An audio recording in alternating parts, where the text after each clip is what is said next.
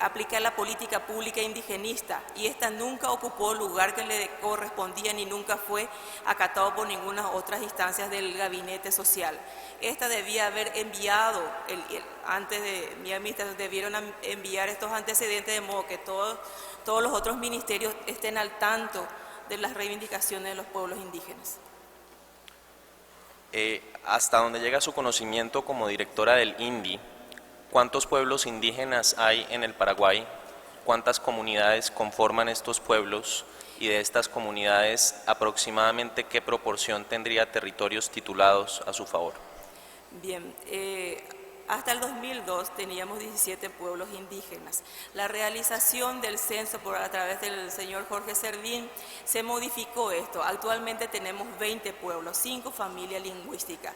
La guaraní, que se refiere a, que está compuesta o integrada por las etnias Abá, Bua, Paintabutera, los guaraní occidentales, guaraní yandeva, y los amuco, que son los Ixir, los Tomarajó, los Ayoreo, los Ensep, que están constituidos por los Ensep Sur, Ensep Norte, Sanapaná, Agaité, Huaná.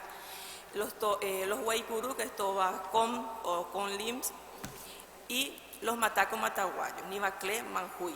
En total son 25 familias lingüísticas, y que en la actualidad el censo 2002 arrojó unos 89.000 personas, y los últimos datos registrados son de 108.000 personas, de las cuales tenemos un 45% de compras de tierra. Por eso dentro del programa emblemático del gobierno se incorpora la necesidad de comprar unas 55.000 hectáreas este año, en el 2010, dentro de ese programa emblemático, donde los pueblos indígenas asegurarán su territorio.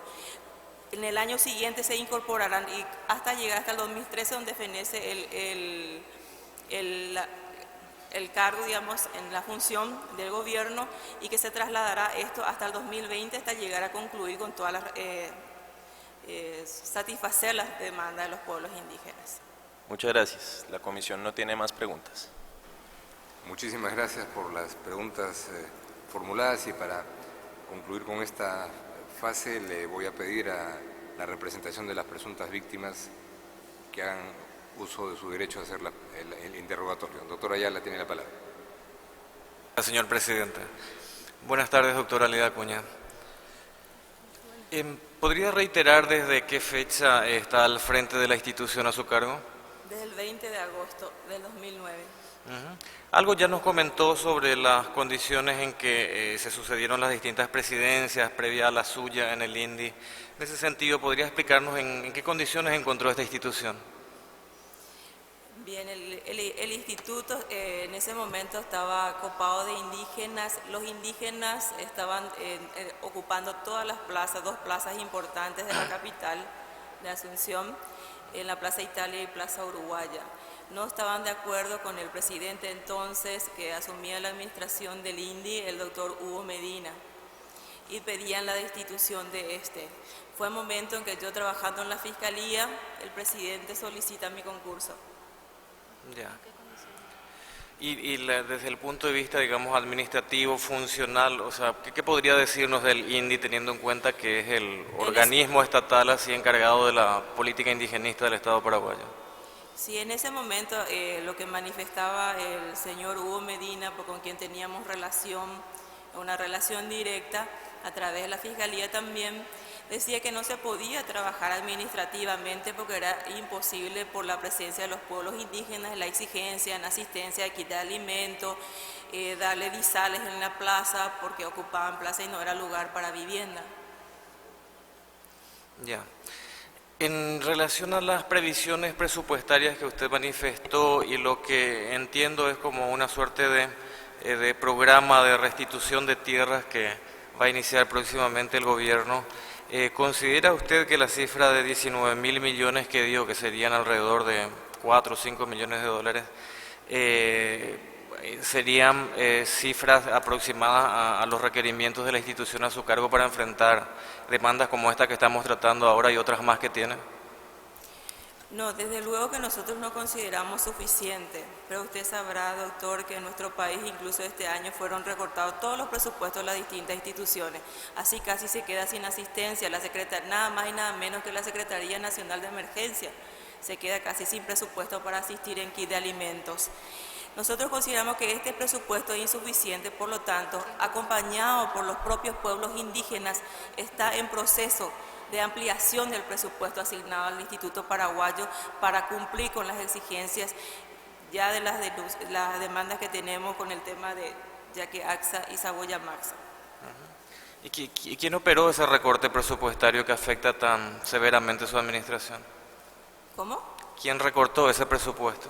El Congreso Nacional. De hecho, históricamente el Congreso Nacional se ha opuesto a las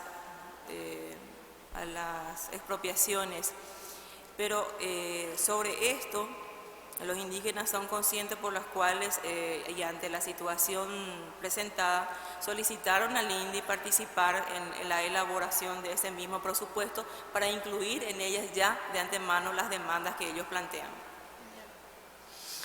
Ya, en relación al caso Slamukase, que estamos hablando de un caso que data del año 1990, los primeros trámites que esta comunidad realizó. En ese sentido, ¿cuál fue el rol que tuvo el INDI en todos estos años de tramitación administrativa? ¿Podría describir cuáles fueron las actuaciones así más importantes o más relevantes de la institución que hoy día está a su cargo? Bien, lo que se podría decir que en ese entonces el INDI tenía un presupuesto no suficiente, y también había ocurrido que en tiempos anteriores los administradores del INDI malversaban los fondos, al final se compraban tierras inexistentes o no peticionadas al Estado. Entonces el mismo presidente del INDI fuera procesado en una ocasión. El Congreso, como castigo al INDI, no le había proveído de los fondos, y que con este gobierno eso se revierte totalmente. Yo querría aprovechar para dejar los presupuestos del año 2007 al 2010 que recién me llegaron justamente, y quisiera aprovechar para entregarlos hoy. También el programa emblemático, donde constan los 11 programas, en la cual está el INDI como uno de los programas emblemáticos del gobierno. También la clasificación que hace el Censo 2002 en cuanto a las familias lingüísticas también. Y bueno, esta es una información todavía inédita, en donde incluso hacemos la aclaración que uno de los antropólogos que escribió sobre el pueblo en Set, Stephen Kidd, pusimos como uno de los, nota al pie de página, como uno de los antropólogos que ha hecho los estudios, tomando como cierto todas las informaciones que ha proveído, y que este libro es parte de un libro que todavía no lo hemos editado con Angelo Pigliacelli, y que queríamos también ya aportar en esta oportunidad.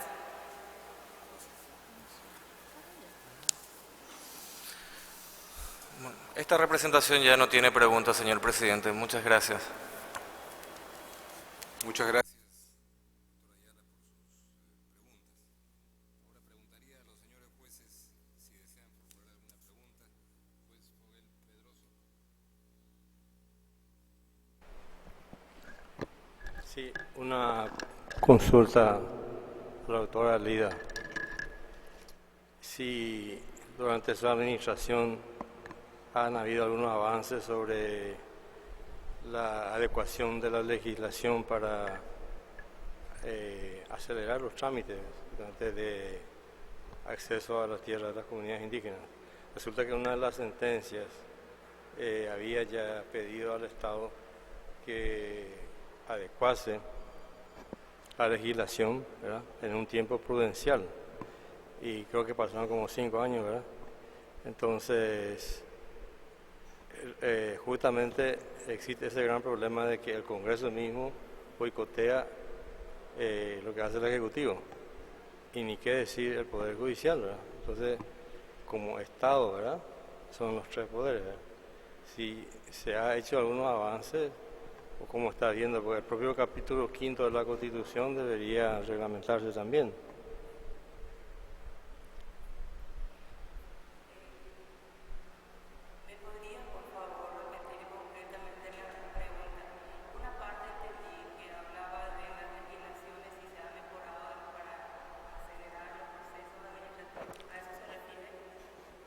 Sí, sobre una de las sentencias habla de adecuación de la legislación para agilizar el proceso de acceso de tierra a las comunidades indígenas.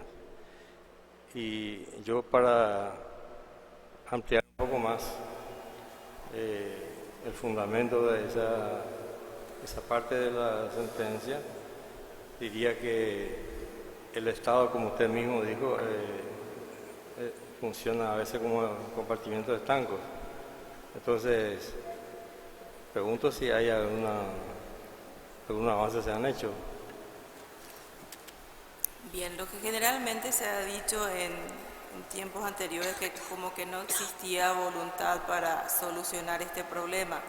Por lo menos es preocupación de este gobierno, por eso se habla de un programa emblemático en donde se incluye al INDI, donde los pueblos indígenas aseguran su territorio. Esto quiere decir que todos los que conforman el gabinete social, que son 26 ministerios del país, deben abocarse y acelerar los trámites que queden a cargo de cada institución.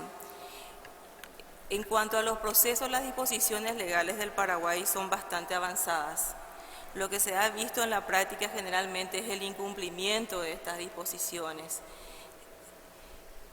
Lo que este gobierno quiere demostrar con esto y diciendo esto es que hay un cambio en nuestro país y en las autoridades, donde se quiere de esta manera demostrar que somos una sociedad pluricultural, que no somos una sociedad homogénea, en la cual tienen que estar al mismo pie de igualdad los pueblos indígenas. Si las disposiciones legales se cumplieran, los trámites administrativos ante el IBR, ante el INDI, y se accediera a la compra directa, yo creo que el procedimiento es rápido. Así lo he hecho ante uno de los pueblos que había ocupado las plazas públicas de Asunción. Se ha realizado cuando existe voluntad de parte de los propietarios. Finalmente, el gran escollo que es siempre para la institución es cuando se trata de expropiar las tierras.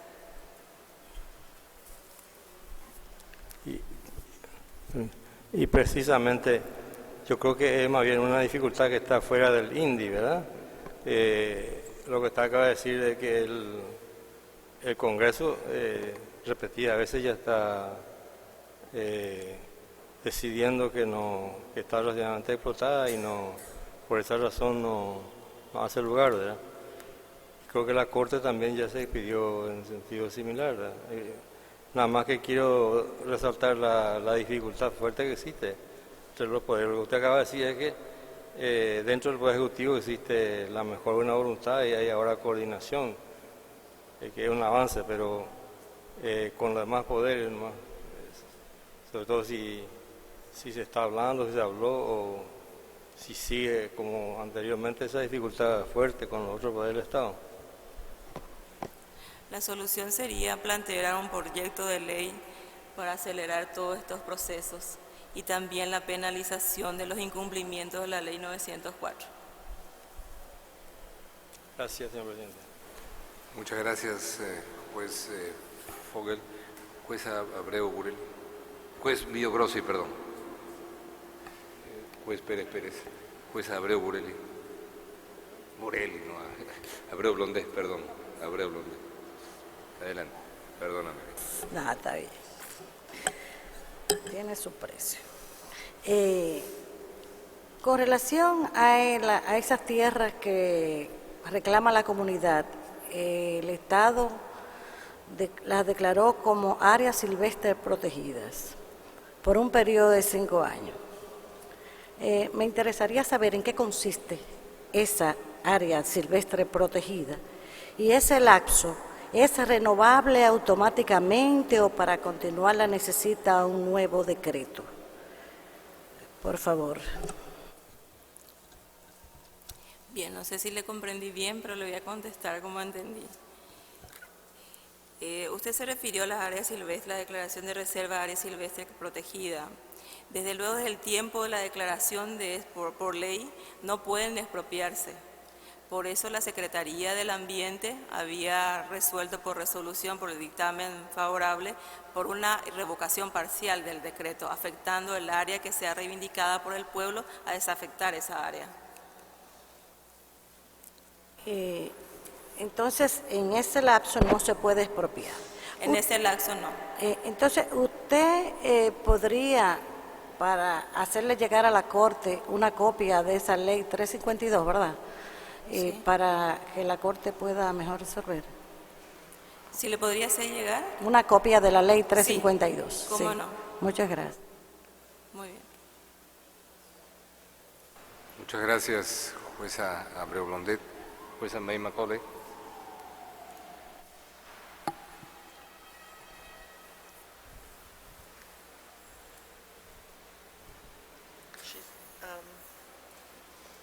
Good afternoon. No.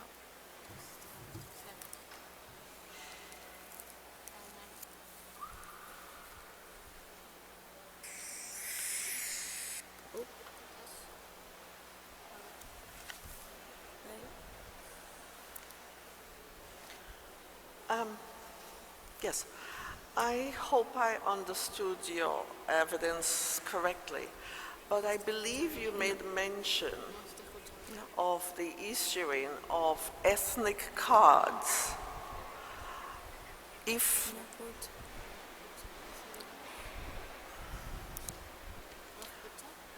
number 4, cuatro. See? Ahí sí. Channel 4. No? Sí, ahora sí. Okay? Okay. Yes. I believe in your evidence you mentioned something about the issuing of ethnic cards for the people. If I am right that you did make that mention, could you explain to me what you mean by that? What exactly are these ethnic cards?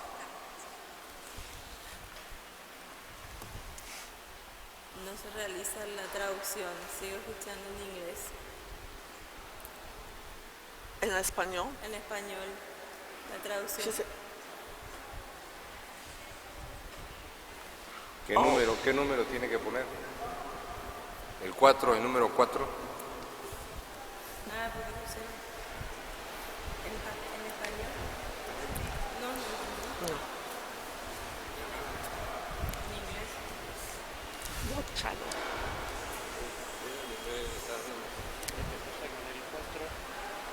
Sale el idioma en que está hablando, no lo que usted representa. Sí.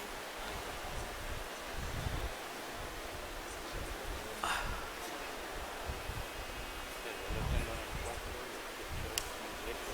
Entonces cuando habla ahí es español, cuando habla normal. Lo pongo porque la acústica es alta. Y dame La eso. verdad que pedí ayer que nos No, pasaran en eso. inglés. Hay momentos en que no se entiende. Pero no entiendo inglés. Es un lugar bonito, es armonía, pero No me tradujo en inglés. Unter Distress. So, Tuesday. Es el número 5, Ya. no el número 4. Number 5. see. In 4 you get Sí, the le language of the speaker, what we call floor.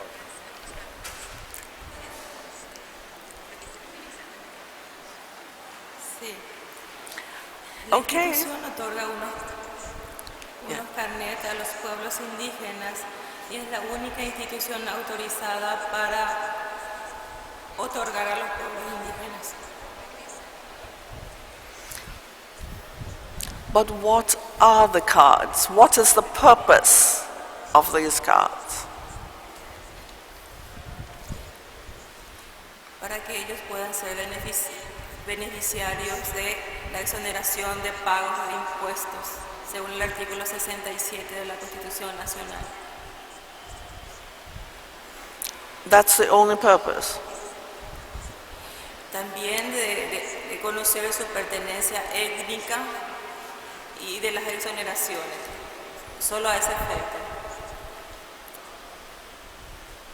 I see. Thank you. Gracias, jueza Macaulay. Juez Ventura Robles.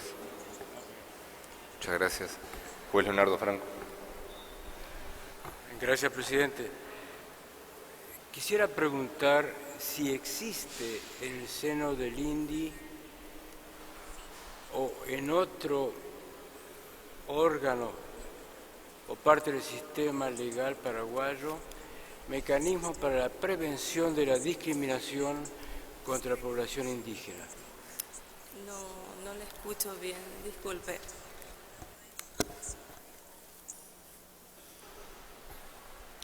La pregunta tiene que ver con mecanismos de prevención de la discriminación de la población por razones de su origen. ¿Existe algún mecanismo dentro del INDI o en alguna otra parte del sistema del Estado? Gracias. Hasta la fecha no existe ningún mecanismo. Ahora mismo el Instituto va a estar participando en Río de Janeiro de un encuentro sobre la discriminación, en donde justamente proponemos que no solamente el Instituto, sino todo el gabinete social del Poder Ejecutivo pueda participar en la elaboración de una propuesta de aplicación para pueblos indígenas sobre el tema de la discriminación.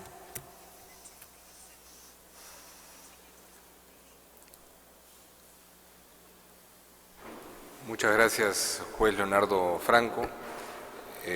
Este tribunal no tiene más preguntas. Perdón.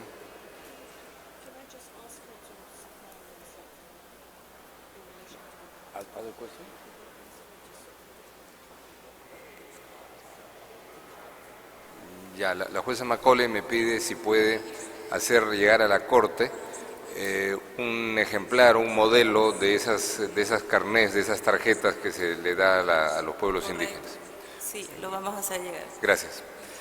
Entonces, con esta declaración testimonial ha concluido esta fase de la audiencia en la que hemos escuchado a dos presuntas víctimas, a un perito y dos testimonios, y pasaríamos de inmediato a la presentación de los alegatos orales por parte de las partes, ¿no?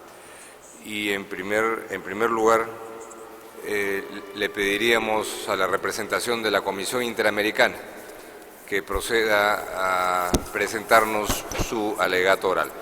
Tiene la palabra la señora comisionada. Honorable Corte, Salazar es donde nacimos y nos criamos, y el Retiro Primero es una parte de nuestro cazadero tradicional, dijeron los líderes de la comunidad de Sacmó-Casec en 1990 cuando presentaron su solicitud de reivindicación de su tierra. Nuestro pedido es urgente porque nos encontramos en una situación muy precaria. Pasamos muchos días sin comida, pues pocas personas en la comunidad tienen trabajo. No podemos tener nuestras chacras y ya quedan muy pocos animales silvestres en los lugares donde el patrón permite que cacemos. Desde hace varias décadas, los miembros de la comunidad indígena de Sacmó-Casec fueron despojados de su territorio ancestral cuando el Estado lo vendió a propietarios individuales, quienes le impidieron habitar allí, acceder a los recursos naturales de los cuales se sustentan como pueblo cazador y recolector y realizar las prácticas rituales y espirituales que definen su cultura. Como consecuencia directa de dicha situación, la comunidad de Sacmó-Casec fue llevada a un estado de miseria que se tradujo en condiciones de vida alimentarias, médicas y sanitarias infrahumanas que vulneran en una forma continua la supervivencia de sus miembros y la integridad comunitaria. También es un caso que ilustra la persistencia de factores estructuralmente discriminatorios en el ordenamiento jurídico paraguayo. En ese sentido, es un caso de una comunidad históricamente excluida, cuyos miembros han estado y están en un estado de no sujetos frente al Estado paraguayo, pese a que el Estado ha comenzado a incorporar una serie de normas constitucionales y legales que reconocen los derechos de los pueblos indígenas y las obligaciones internacionales del Estado en este campo.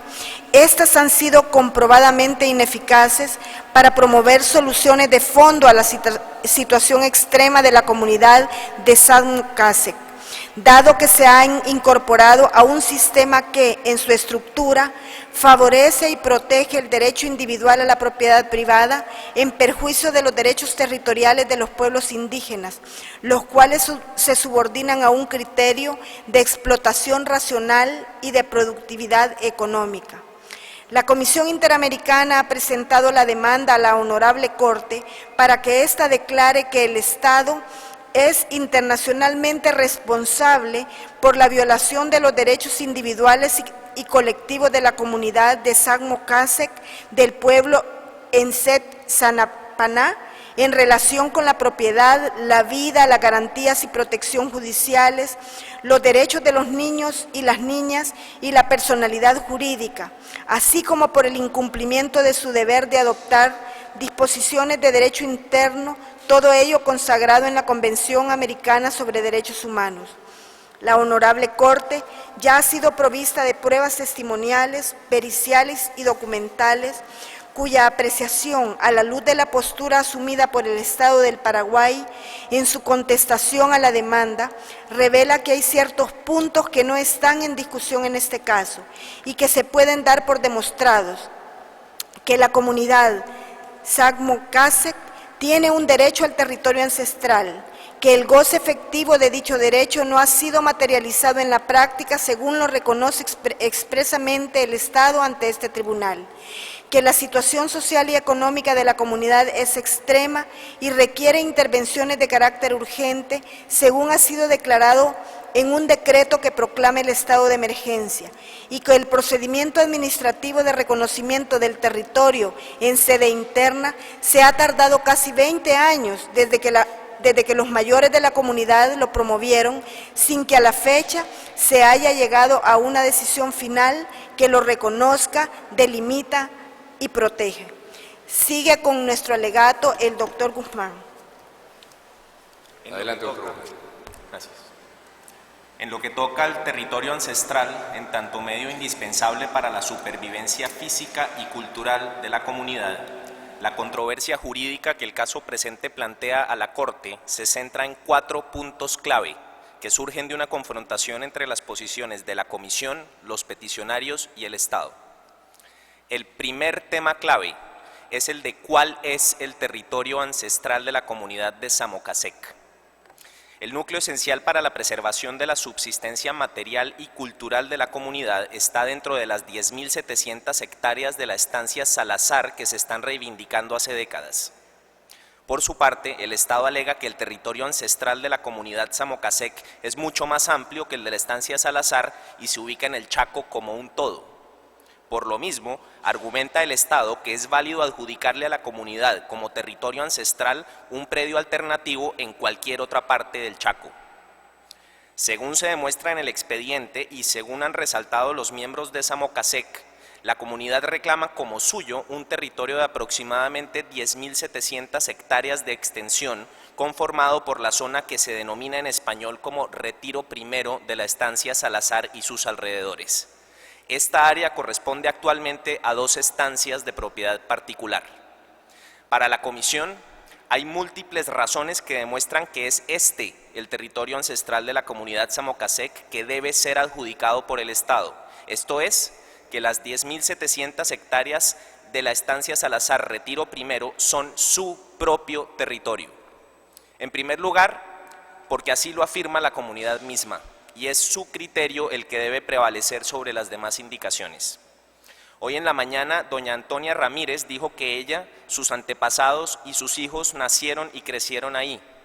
Y Rodrigo Villagra explicó que ese territorio es el depositario de sus patrones cíclicos tradicionales de caza y recolección y que conforma el escenario de prácticas rituales y funerarias de importancia crítica para la reproducción cultural hacia el futuro y la transmisión intergeneracional de su legado ancestral. Hoy en día, la comunidad se vio forzada a abandonar este territorio ancestral. Tal como lo manifestó el líder Marcelino López, la comunidad salió de la estancia Salazar, abro comillas, porque la vida ya era muy difícil. Estábamos como presos porque se prohibía que la gente entre o salga. Los guardias estaban instalados, la cacería también se prohibió, teníamos miedo, cierro comillas. Los miembros de la comunidad que han brindado su testimonio el día de hoy han expresado que en el nuevo asentamiento, si bien la situación no es pésima como era en la estancia Salazar, las situaciones siguen siendo malas. El Estado pretende desvirtuar el carácter de territorio ancestral específico, argumentando que el territorio del pueblo Enxet Sanapaná es mucho más amplio, con lo cual, en su criterio, es